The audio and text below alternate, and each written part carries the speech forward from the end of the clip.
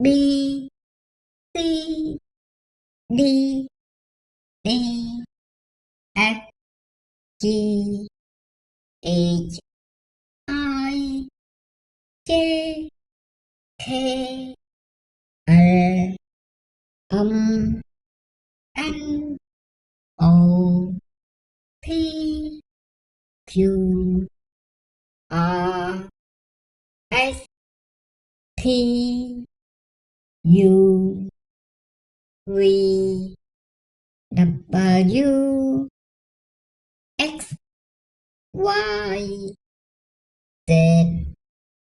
Now I know my A B C. Next time when you sing with me.